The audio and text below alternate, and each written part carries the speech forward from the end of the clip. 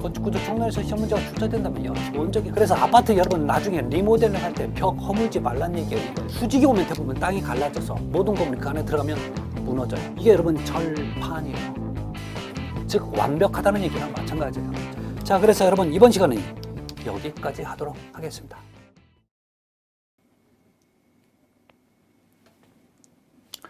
안녕하십니까. 여러분 이번 시간은 우리 교재 페이지 212페이지 보시면 두 번째 창호 철문이 나옵니다. 자, 결론 여러분 우리 창호공사에서 가장 많이 시험 문제 출제가 되는 내용이 바로 이 창호 철문이에요. 결론 이 창호 철문은 어떤 열림의 형태에서 창호에서 쓰냐라고 하는 거예요. 여러분 제가 지난 시간 그랬죠. 여러분 창호공사에서 여러분 꼭 알아둬야 될 내용 중에 하나가 여다지, 미다지, 미세기, 자재문. 야, 이거 모르는 거 아니에요. 자, 그런데 정확히 모르면 이거 못 풀어요. 자, 결론적으로 지금부터 나오는 얘기들이 야, 이건 미다지에 쓰냐 여다지에 쓰냐, 아니면 이건 또 어떤 철물은 어떤 용도로 쓰냐, 그걸 물어봐요. 그래서 가장 여러분들한테 쉽게 물어볼 수 있는 게 그 창호의 열림 형태 관련된 그 지문을 살짝 바꾸는 거예요. 자, 그래서 210페이지 갑니다.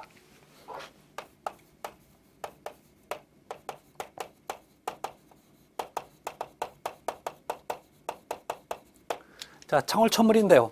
자, 여기 보시면 먼저 보시면 여러분 뭐 보통 경첩. 자, 두 번째 나오는 게 여러분 자유경첩인데,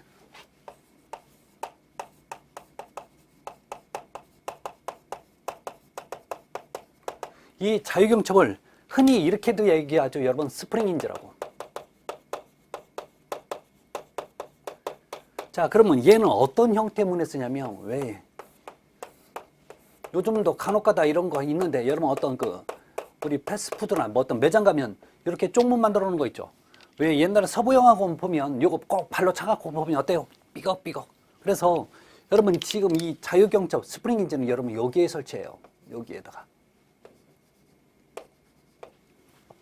문제는 너 그러면 이건 어느 형태의 열림의 형태에 쓰냐라고 물으면 자재문에 사용한다라고 얘기를 해주시면 되는 거죠. 결론 이런 걸 바꿀 겁니다. 아셨죠? 네. 다음에 세 번째 레버터리 인지가 나와요.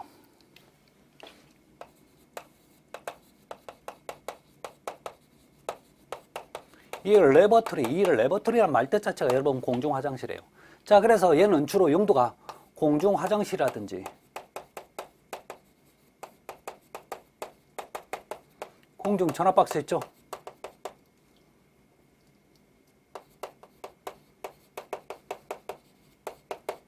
박스 이런 데 사용돼서 하는 역할은 있어요. 여러분 얘는 사람이 없다는 걸 표시하기 위해서 약간 문을 열어놔요. 그래서 자, 얘는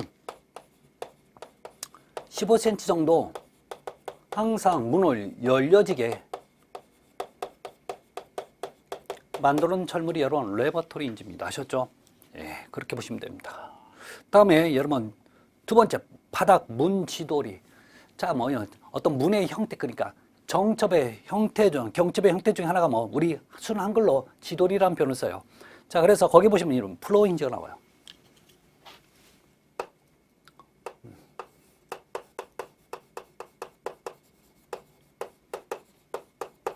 이 플로어 힌지. 여러분 이 플로어란 말뜻 자체가 마루, 바닥이라는 뜻을 가지고 있죠. 자, 그래서 이 플로어 힌지는 여러분 이런 문에 주로 많이 설치가 되어 있죠. 이렇게. 여러분 흔히 이것을 우리가 강화도어라고 얘기하는데, 자, 얘는 테두리가 없다 해서 무테문이라고 배우셨죠. 자, 요 밑에 보면 여러분 얘는 스테인레스 카바만 보일 거예요. 결론 얘는요, 이 지금 콘크리트 바닥 안에 박스가 매입돼 있어요. 이 안에 힌지가 묻어져 있다고요. 자, 이게 여러분 바닥에 있다고 해서 뭐예요? 플로어인지. 자, 그래서 이 플로어인지 하는 역할들이 있습니다. 첫 번째 이 역할은요, 이 열려진 문을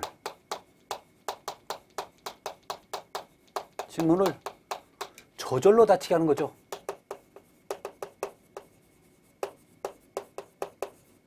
닫히게 하는 장치가 이 플로어 힌지입니다. 자, 두 번째. 또 하나, 조건 중에 하나가 얘는 뭐냐면 90도 이상 열면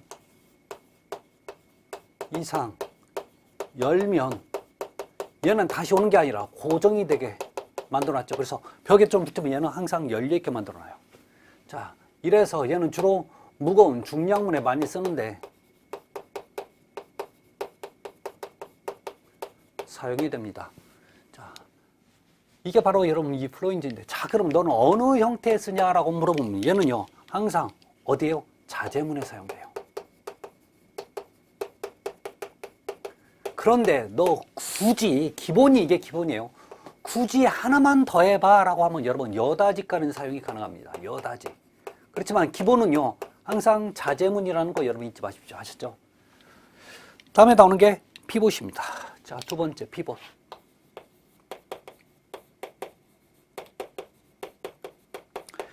자, 여러분 요 형태에서 요 강화도에서 여러분 여기 요 위에도 또 힌지가 하나 있어야 되는 거죠. 이런 힌지도 피봇 힌지예요. 또 하나, 여러분 댁에 들어갈 때, 아파트 여러분 현관문 들어갈 때 쇠문 있죠. 그 문을 우리가 흔히 방화문이라고 합니다. 그 문도 상당히 무거운데 그 위아래로 고정되어 있는 게 바로 피봇 힌지예요.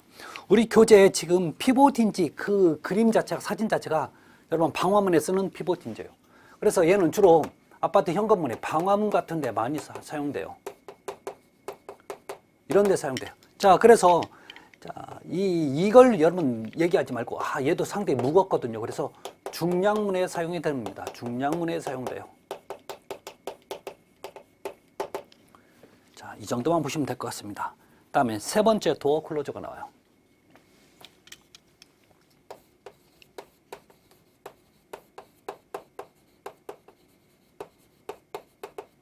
자, 이걸 다른 말 도어 체크라고도 표현합니다. 도어 체크예요. 자, 사진 좀 볼까요, 여러분? 213페이지 보면 도어 체크 사진 있죠. 자, 그러면 제가 하는 역할이 있어요. 대부분 문의 상단에 설치해서 파일처럼 만들어주죠. 자, 얘는 열려진 문, 이걸 저절로 닫히게 하는 거죠.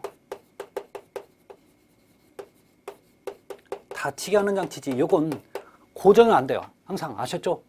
얘는 그냥 문이 열려있게끔 만들어 놓은 게 아니라 열려진 문을 저절로 닫히는 용도로 쓰는 거예요.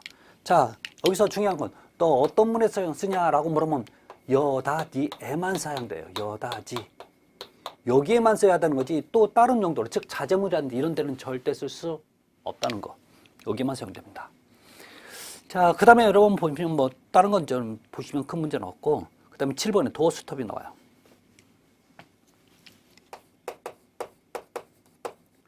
자, 이 도어 스톱은, 자, 일단 문의 열림 어느 정도 제한해 두는 거예요. 자, 너 여기까지만 열려라고 하는 거죠. 자, 이게 바로 여러분 도어 스톱이에요. 열림을 제한합니다. 이게 도어 스톱 개념으로 보시면 돼요. 그 다음에 봐야 될 게, 여러분 7번에 미세기 미닫이 창호형 철물에서 여러분 도어 행거가 나와요. 도어 행거. 이 도어 행거는 전문 또는 접이문이라고 하는 거죠. 이 문에 이동장치예요. 그래서 우리 도로에 레일처럼 바퀴가 달려 있어서 그 레일 타고 왔다 갔다 움직이게 하는 그런 용도로 씁니다. 그 다음에 봐야 할 게 여러분 세 번째 오르내리기용 철물에서 세 번째 크리센트가 나와요.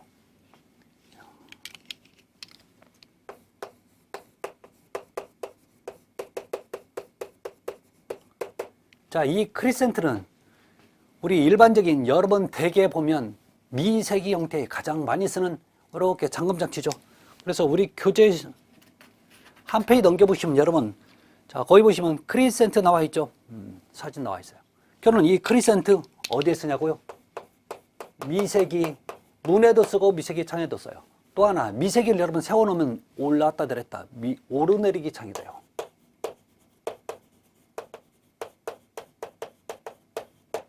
그래서 이 크리센트는 요 두 군데의 사용이 다 가능하죠. 그래서 이런 내용 여러분 좀 정리 좀 하시기 바랍니다. 자, 그래서 여러분 창호철물 모두 마치고 이제는요, 어디 보시면 되냐면 214페이지 보시면 유리공사가 나와요.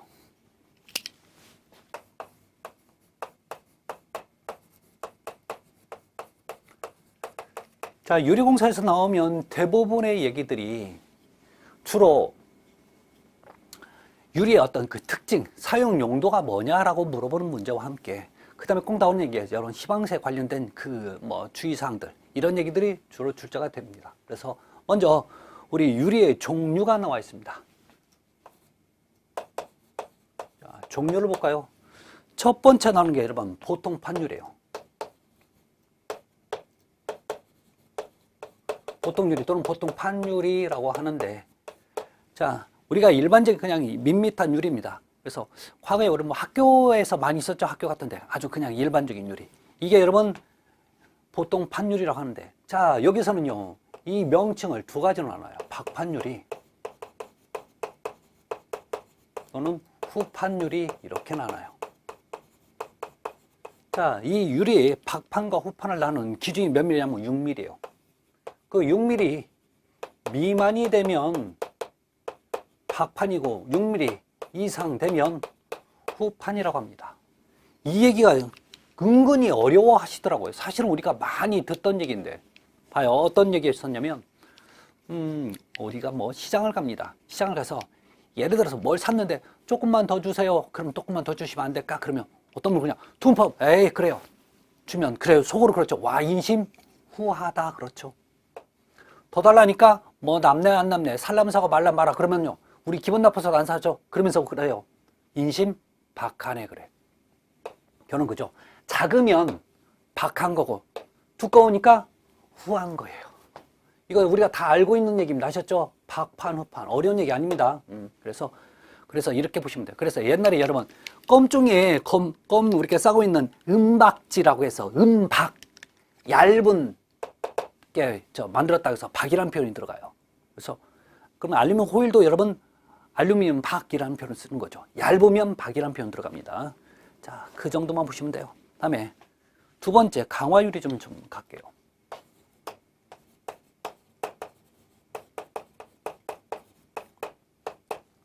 이 강화유리 같은 경우에는 굉장히 유리를 어떤 충격 강도를 좀 크게 만든 게 강화유리인데, 자, 그러면 어떻게 제작을 하면 좀 유리를 두껍게 만들어요. 꼭 이 정도 두께가 정상치는 아닙니다. 그래서 한 이 정도 두껍게 만든다는 거지. 이 숫자는 정확한 숫자가 아닙니다. 아셨죠? 이 정도를 자 두껍게 한 다음에 이 유리를 가열을 해요. 보통 얼마? 500에서 600도씨 정도로 가열을 시켜요. 여기서부터 공정이 중요한 공정인데 얘를 식힐 거야. 그런데 어떻게 식히냐? 아주 급냉을 시켜요. 이렇게 급냉시키는 과정에서 유리가 사실은 배광도 유리와 강화 유리로 나눠지는데, 자, 나중에 보도록 할게요. 강화 유리입니다. 자, 이렇게 급냉을 시키면 얘가 성격이 변해져요. 성격이 변한다고요. 자, 그러면 이 급냉이 되면 어떻게 성격이 변하냐면 첫 번째, 이 강화 유리는 어떤 충격이 굉장히 강해집니다. 두 번째, 자, 그래서 웬만한 충격에도 절대 얘는 깨지지 않아요. 그래서 우리 강화 유리 문 만들 때 이걸로 많이 만들죠. 여러분 혹시 방탄유리 아시죠? 총알로 해서도. 그래서 방탄유리 같은 경우는 유리와 유리 사이에 필름을 껴놓고 이걸 여러 겹을 붙이면 여러분 이게 방탄유리가 돼요. 그 다음에 자, 만약에 이게 깨지잖아요. 그러면 잘게 깨져요. 잘게 부서져요. 파손 시, 자, 콩알처럼 잘게 부서진다. 이걸 한마디로 표현하면 뭐라고 하거든요? 비산이 된다고 표현합니다. 비산이 된다. 이래서 파손이 돼도 사람한테 큰 외상을 안 주는 거예요. 그래서 안전유리에 속하죠. 유리의 일종입니다. 자, 그렇지만 얘는 현장 가공은 절대 안 되죠. 현장 가공 불가능합니다.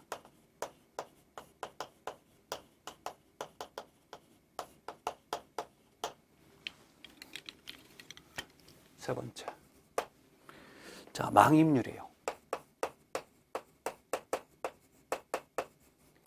망입이라는 얘기는 유리 안에 철망이 들어있어요. 그래서 여러분 유리가 이렇게 있으면 이 안에 철망, 실제 아주 가는 철망이 들어있어요.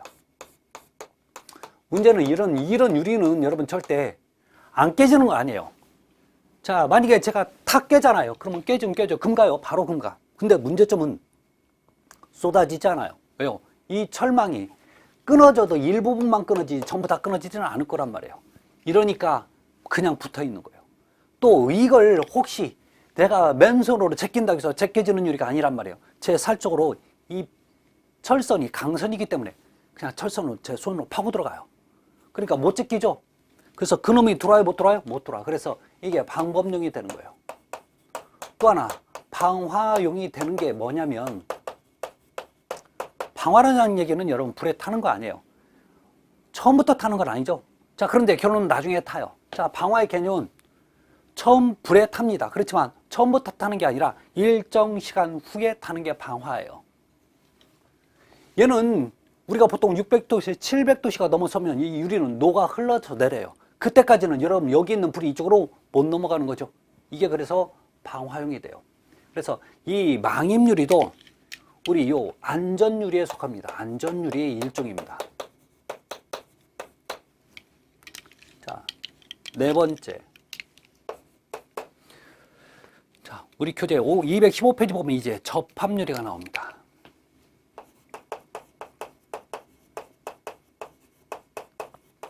접합유리는 유리하고 유리 사이에 필름을 끼워요. 이 필름을 끼워놓고 요걸 갖다가 접합을 시켜버리는 거죠. 결론, 이 접합유리가 여러분 우리가 쉽게 볼 수 있는 게 자동차 앞유리창이야. 자동차 앞유리창 여러분 뭐 돌에 맞아서 깨지면 앞에 유리 하나만 깨지죠. 또 사고가 나서 이 전체가 깨져도 여러분 얘는 쏟아지지 않아. 쏟아지면 여러분 큰일 나요. 왜? 이런 데 다 박히잖아. 그래서 요 필름이 하는 역할이 파손 시 쏟아져서 흐트러 떨어지는 비산을 방지합니다. 그래서 자, 주로 어디에서 하냐면 고층 빌딩에 외부 유리로 많이 쓰이죠. 이런 형태가 돼요. 그래서 여러분 또 자동차 앞유리창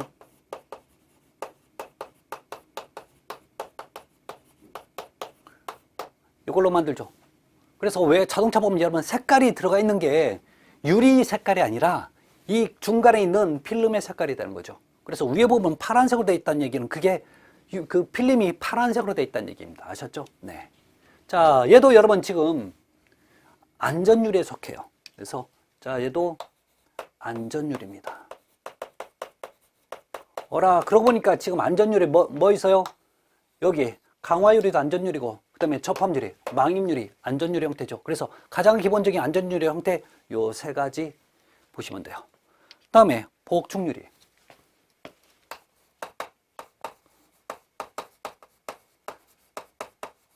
이걸 우리가 이중유리 또는요 영문으로 페어글라스라고 합니다. 페어글라스. 자, 그래서 이 복층유리, 이중유리는 어떻게 되어 있냐면 유리하고 자, 유리 사이에 여러분 건조한 공기라든지 질소라든지 뭐 아르곤가스 이런 걸 집어넣어요. 여러 가지 집어넣습니다. 자, 이래서 이것을 갖다가 이게 못 빠지도록 밀폐를 시켜요. 그러면 얘들이 하는 역할이 뭐냐면 보온, 단열, 방음, 결로 예방에 탁월한 효과를 가지고 있어요.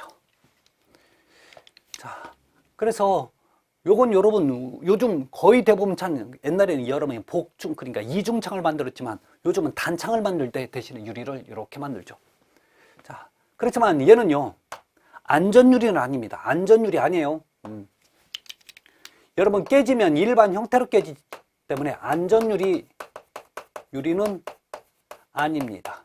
두 번째, 얘는 현장 가공이 안 돼요.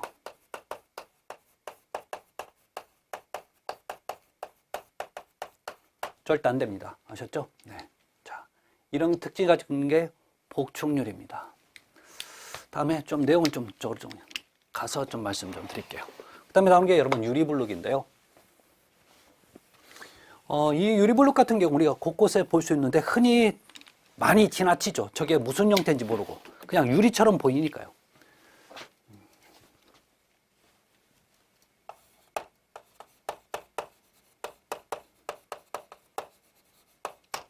자, 이 유리블록은 어떻게 만드냐면 이렇게 사각형의 재떨이라고 보시면 돼요. 자, 이렇게 재떨이해서 여러분 지금 한쪽이 지금 오픈이 되어 있는 거죠. 요 면이 오픈되어 있어요. 이걸 또 같은 것을 이제는 거꾸로 엎어버려요. 자, 엎어서 이 부분, 이 서로 만나는 부분, 요 부분을 갖다가 열로 녹여서 붙여버려요. 그러면 얘는 가운데가 빈 공간이 있는 거죠.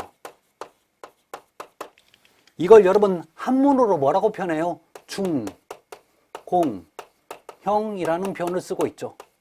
한문으로. 자, 결론. 이러다 보니까 이 가운데는 지금 뭐가 있어요? 공기층이 있다니까. 이 공기층이 보온, 단열의 효과를 가지고 있어요. 자, 그런데 얘는 또 유리다 보니까 특이하게 어떤 형태를 또 가지고 있냐면 채광. 두 번째. 자, 또 하나 뭐 기본적인 목적이 채광도 있지만 뭐 치장, 장식 이런 효과도 가지고 있어요. 자, 세 번째. 근데 얘는 절대 여러분 쌓을 때 통줄눈으로 쌓아줘야 돼요. 통줄눈으로 시공을 하게끔 되어 있습니다. 이게 여러분 유리블록이에요.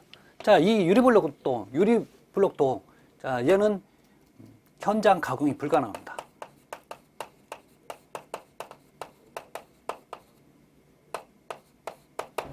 현장 가공 안 됩니다. 자, 7번에 보면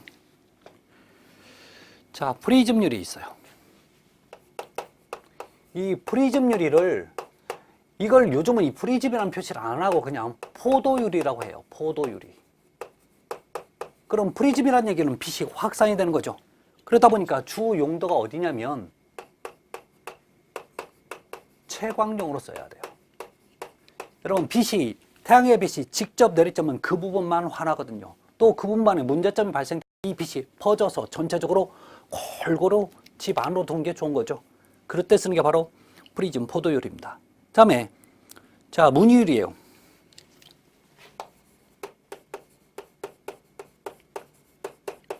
이 무늬유리인데 여러분 이 무늬유리는 기본적으로 무늬가 있는 거 알아요. 어떤 무늬냐가 중요한 게 아니에요. 그 무늬는 무늬인데 문제는 야, 너 한쪽에만 무늬가 있어요. 얘는. 그러면 너 무늬가 있는 쪽이 어느 쪽에 설치를 해야 되냐라고 물어봐요. 그럼 무늬가 만약에 바깥쪽으로 가잖아요. 그럼 바깥에 있는 그 먼지라 공해 때문에 검해지거나 하면 얼룩이 많이 생겨요. 자, 문제는 그 무늬 안으로 그 얼룩이 들어가면 비가 오거나 뭐 와도 이게 잘 씻겨 내려가지도 않아요. 또 우리가 청소를 한다고 쳐도 잘 문제가 안 되겠죠. 그래서 밋밋한 무늬, 즉 무늬가 없는 쪽은 바깥으로 가고 무늬가 있는 쪽이 내부, 실내로 와야 되는 거죠. 내부, 실내에 자, 설치를 해야 돼요. 무늬가 있는 쪽입니다. 무늬가 없는 쪽이 밋밋한 부분이 바깥으로 나가야 돼요. 그래야 청소하기가 좋아요. 9번. 자외선 유리, 자외선 차단 유리.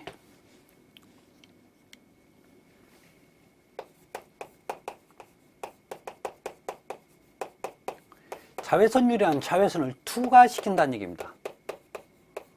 그 다음에 자, 10번에 보면 자외선 차단 유리가 있어요.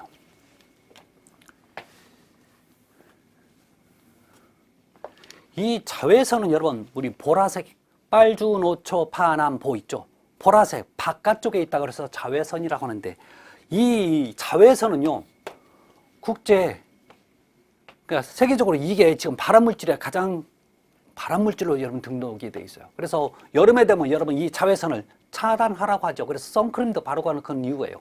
이 자외선을 쏘이면 뭐가 문제가 생기냐면 우리 피부 깊숙이 들어와서 이 피부 안에 있는 암을 유발하는 피부 암을 유발하는 가장 중요한 그럼 가장 기본적인 그런 안 좋은 것들이에요. 근데요 다 안 좋은 것만 있을 수는 없어요. 만약에 이 자외선을 그러니까 햇빛을 안 쏘이면 어차피 햇빛 안에 있는데 안 쏘이면 뭐가 문제냐면 비타민 D가 생성이 안 돼요.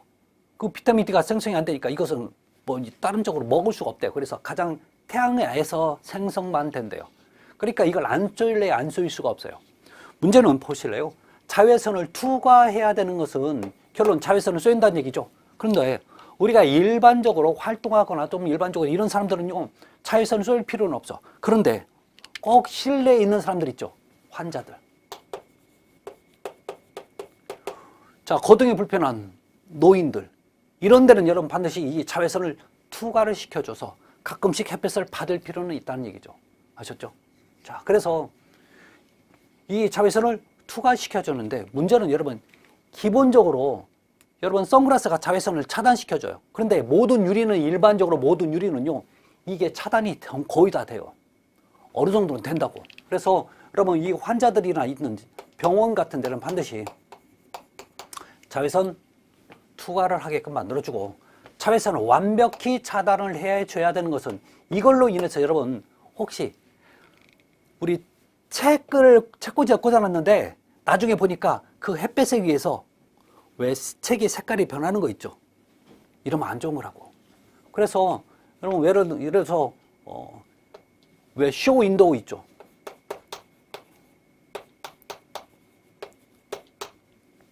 라든지 아니면 서점이라든지 색이 변하니까, 또는요 박물관 같은데 이런 데는 자외선을 차단시켜줘야 돼요. 자, 이게 그런 개념이 됩니다. 아셨죠? 네. 그래서 그렇게 좀 보시면 될 것 같고, 그 다음에 우리가 가장 많이 봐야 될 가장 대표적인 유리가 여러분 지금 우리 페이지 216페이지에 있는 로이 유리입니다.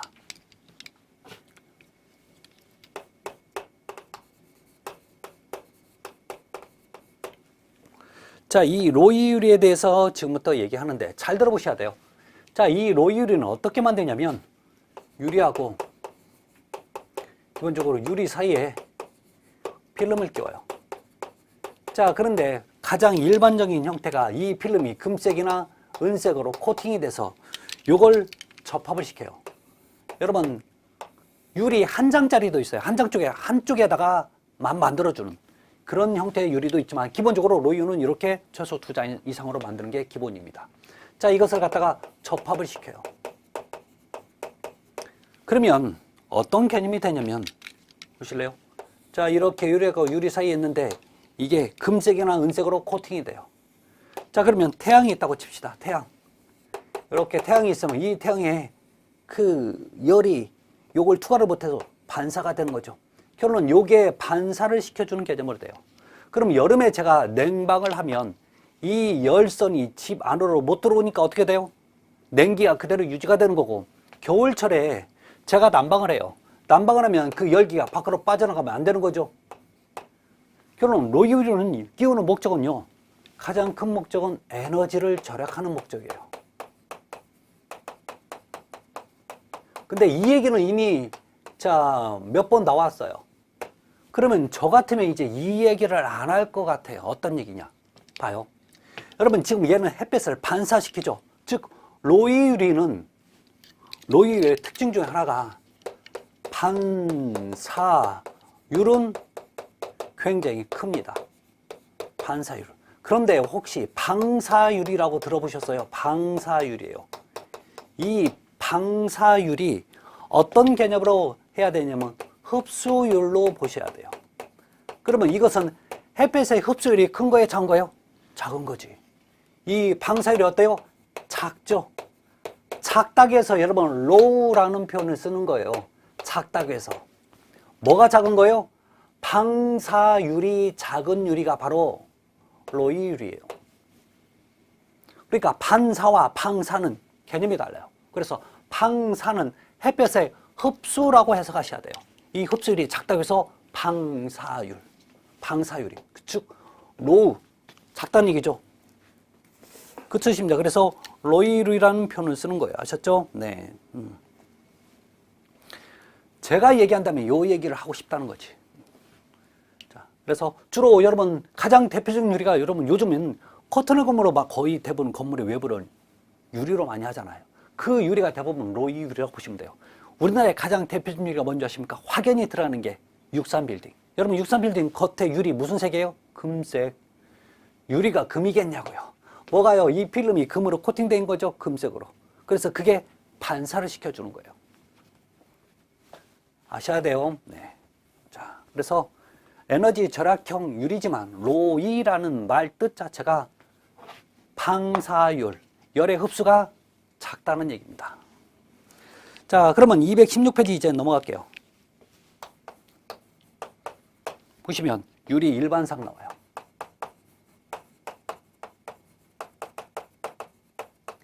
자, 유리 일반상에서 1번 두께 6mm를 기준으로 그 이상의 유리를 후판, 그 이하를 박판. 맞죠? 네. 자, 그래서 거기서는 큰 문제가 없는데 여러분 여기서 5번 얘기 좀 할게요. 5번 얘기.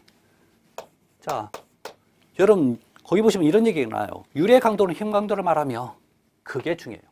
여러분 유리는 강도가 크다 작다 할 때 이 강도, 유리의 강도는 유리의 강도라고 하면 이게 충격의 강도 아니에요. 이 강도는 무슨 강도로 얘기하냐면 힘 강도를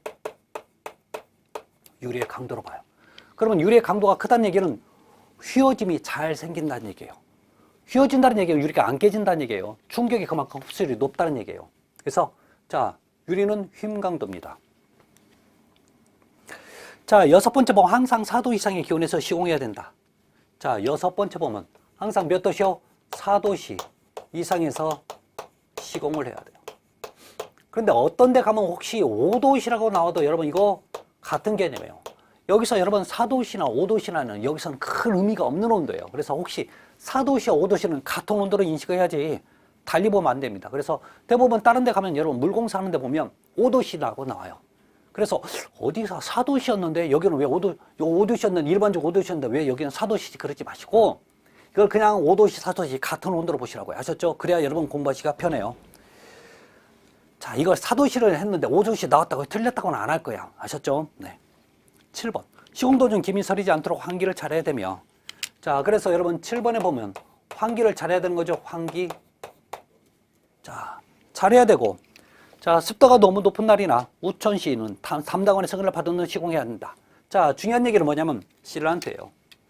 실란트 작업이죠.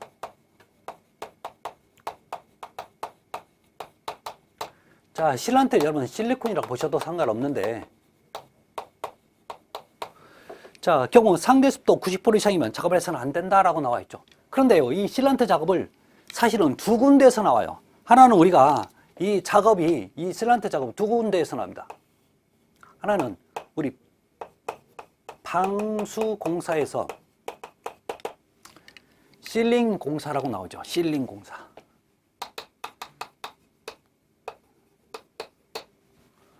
이거 방수공사잖아요. 자, 여기서 지금 또 하나가 나오는 게 여기 유리공사예요. 문제는 자, 여기서 습도가 달라요. 습도. 그래서 여기서 상대 습도라고 하면 상대 습도는 여러분 일반적인 우리 공기 중에 있는 습도를 얘기하는 겁니다. 그런데 여기서는 방수공사는 85% 이상 되면 작업을 금지하라고 나와요. 그런데 여기서는요 90도씨 이상 되면 작업을 금지하라고 나오죠. 이건 구분하실 필요 반드시 있습니다. 아셨죠? 네. 자, 8번 배수구멍이 막히지 않도록 하며 배수구멍은 일반적으로 5mm 이상의 직경으로 2개 이상이어야 하며 생유리, 반사유리, 접합유리, 망유리 등의 경우 담보가 물에 닿지 않도록 한다. 여러분 지금 8번 얘기 좀 보도록 할게요. 8번 얘기. 자, 이게 무슨 얘기냐면 여러분 왜 샤시 틀에 보면 외부에 샤시 틀 잠깐 좀 보자고요. 샤시 틀. 자, 이렇게 샤시 틀이 있다고 칩시다. 샤시 틀이 있어. 그러면 여기에 보면 여러분 구멍이 이렇게 뚫렸다고요. 이 구멍이 여러분 물구멍이 되는 거죠. 이 물구멍이 없으면 만약에 유리창에서 그 빗물을 맞아서 잘못하면 집 안으로 들어가 버려요. 그러니까 바깥쪽으로 외부에 구멍을 안 뚫어 놓으면 이게 점점 차 올라온다니까요. 그래서 항상 이 구멍은 바깥쪽으로만 뚫어놔야 돼요. 또 안쪽에 뚫으면 안 돼요. 이게 물구멍. 자, 이 물구멍은 최소 몇 개 이상? 2개 이상. 그 구멍의 크기가 5mm 이상 하라고 나와 있죠. 그래서 자, 2개 이상입니다.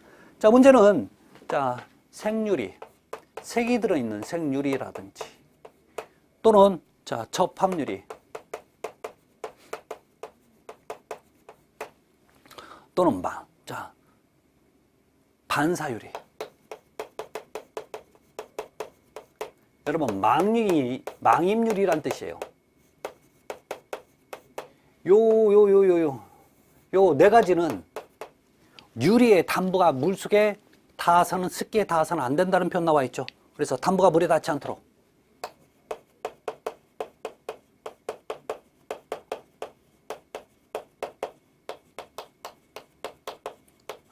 해야 돼요. 그래서 요거 표현은 아직 안 나왔어요. 생유리, 접합유리, 반사유리, 망임유리. 요 네 가지 유리를 여러분 잊지 마시기 바랍니다. 아셨죠? 다음에 9번 세팅블록은 유리폭의 4분의 1 지점에서 각각 한 개씩 설치해 유리의 하단부가 하부 프레임에 직접 닿지 않도록 해야 된다. 요 표현인데요. 여러분 잠깐 좀 얘기 좀 합시다. 자, 기본적으로 우리 자, 요게 여러분 지금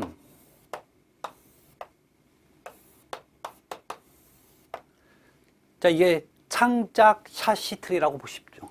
창작입니다. 자, 그러면 제가 유리를 요렇게 끼웠어. 문제는 유리를 제가 요렇게 끼웠는데 이 유리를 이 창작에 직접 갖다가 닿게 만들어 버리면 이게 왔다 갔다 하면서 어떤 덜커덩덜커덩 어떤 충격이 생기면 잘못하면 가장 먼저 닿은 부분 때문에 쫙 가버려 유리가 금이. 그러니까 너는 어떻게 하라고 하냐면 여러분 밑에 보면 뭐가 있어요? 세팅 블록이라는 표현 나오죠. 세팅 블록. 이 세팅 블록이 뭐냐면 혹시 이거 아실랑가 모르겠네. 왜 자동차 요즘은 문콕 하지 말라고 파란 고무 달아넣죠. 그 고무를 얇게 잘라. 얇게 잘라서 여기에다 그 고무를 갖다가 대놓으면 그 위에다가 이제 유리를 얹어 놓는 거예요. 그러면 고무가 먼저 그 충격을 흡수하니까 이 유리가 어떤 조그마한 충격이 와도 그만큼 깨질 일은 줄어드는 거죠. 결론 그 세팅 블록이 여러분 고무라고 보시면 돼요. 고무. 이걸 여러분 설치하라고죠. 자, 근데 이건 설치는 이 여기에 몇 분의 몇 지점?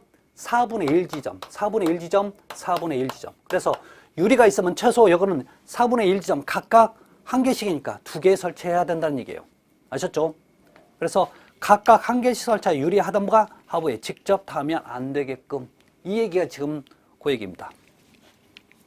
10번 외부 창호에 유리 끼우기는 내부 마감 공사 직전에 하는 것이 좋다. 이게 무슨 얘기냐면 여러분 제가 외부에다가 유리를 오늘 끼워야 되는데 오늘 못 끼웠어. 근데 해필 오늘 밤새 비가 와요. 근데 문제는 뭐냐면 바닥에다가 제가 캐나다에서 단풍나무로 수입해온 이 바닥 마루를 깔았어. 잘못하면 이날은 지금 뭐가 문제예요? 비가 들어오는 거죠. 비가 들어오면 이 단풍나무 어떻게 될까요? 못 쓰게 되는 거죠. 이런 것 때문에 여러분 마감공사 꼭 이러고 바닥만 하는 게 아니라 벽도 할 수도 있고 천장도 할 수 있어요. 이거 여러분 지금 제가 벽에다 시클벽지 발라놨는데 여러분 비나 뭐 눈이 들면 안 되는 거 아닌가요? 이러기 위해서 뭔가 차단이 필요한 거죠. 그 차단할 수 있는 게 가장 대표적인 게 뭐예요? 유리나 유리창이 되는 거죠. 결론은 외부 창에다가 유리를 끼우는 그 시점은 내부 공사를 하기 전에 미리미리 해서 어떤 외기에 그러니까 비나 눈 이런 것부터 바람으로부터 그것을 보호하는 역할을 해줘야 된다라는 뜻을 가지고 있어요. 아셨죠? 네. 자, 그렇게 보시면 여러분 됩니다. 자, 그 다음에 여러분 운반 및 보관이 나와요.